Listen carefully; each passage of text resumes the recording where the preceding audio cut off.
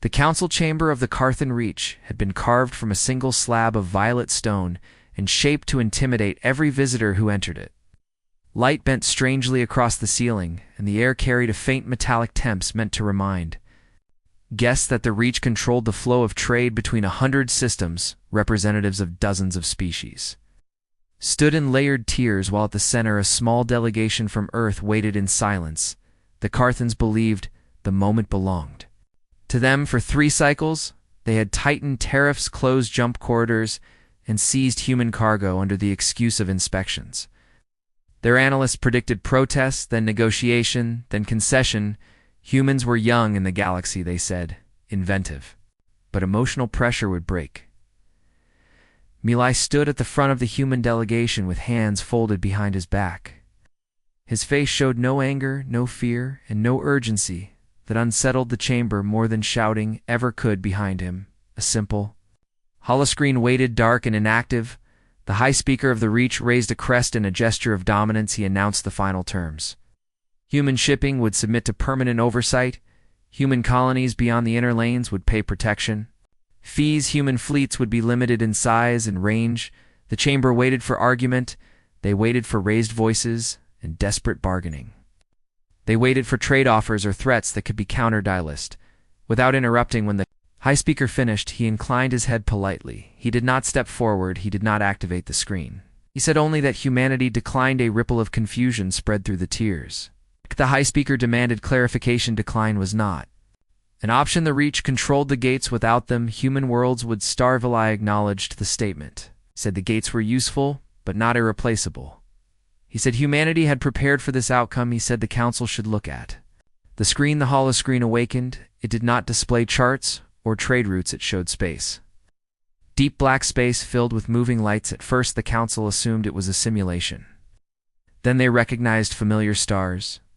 Then they realized the Lala. Scale ships filled the void, not dozens, not hundreds, but tens of thousands. They were arranged in layered formations, each layer moving with precise intention. The smallest vessels dwarfed Carthon cruisers. The largest were city-sized masses of armor and energy. Their hulls bore no ornament, no intimidation. Markings only function. The chamber grew silent. Explained that humans had once believed the galaxy would be a place of exchange. They built merchant fleets and exploration vessels. They learned languages and customs. They trusted treaties. They also learned from history. On Earth, every age of peace had ended when one side believed strength alone decided worth. Humanity learned to prepare quietly while the Reach seized cargo. Human shipyards multiplied while the council debated tariffs. Human engineers solved jump instability, while analysts predicted surrender. Human fleets drilled beyond known lanes. The screen shifted. It showed the Armada emerging from fold space at multiple coordinates. It showed gates going dark, not from sabotage, but from overload, as human drives bypassed them entirely. It showed human ships taking positions around key systems without firing a single shot. High Speaker demanded to know what this display meant. Eli answered calmly. It meant humans would no longer bargain from a position defined by others. It meant the Reach could choose coexistence or isolation. It meant the Armada would not attack unless forced to.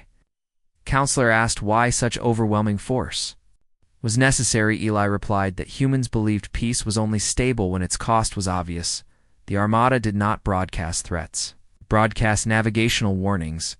It did not target cities. It positioned itself between the Reach and every corridor. It once controlled trade across the galaxy. Paused. Merchants watched in awe. Smaller powers reconsidered alliances. Pirate fleets vanished into hiding within the Reach. Panic spread. Their military doctrines had assumed gate control equaled dominance. Now control meant nothing. Days passed. No shots were fired. No ultimatums issued. Human ships rotated. Crews repaired each other and maintained perfect formation. They waited. The Reach attempted to rally allies. Armada. At last, the High Speaker requested private talks. Eli agreed. The new terms were brief. All seized cargo would be returned. All tariffs lifted. All corridors reopened. The Reach would recognize human independent navigation. There were no demands for tribute, no territory claimed, no victory parades. When the agreement was signed, the Armada withdrew in stages. It's not retreating, simply leaving the galaxy. Exhaled. The years that followed the story spread not as a tale of conquest but of expectation. Overturned, the Reach had believed humans would plead. They had believed power was something granted. They learned that humans treated power as responsibility, something built quietly and revealed only when words failed among human worlds. The event was remembered without celebration. It was taught as a lesson that preparation was not aggression, that peace required readiness, that silence could be louder than threats, and whenever a rising power considered testing humanity, someone would remember. The day bargaining never came because the deadliest war armada in the galaxy arrived instead.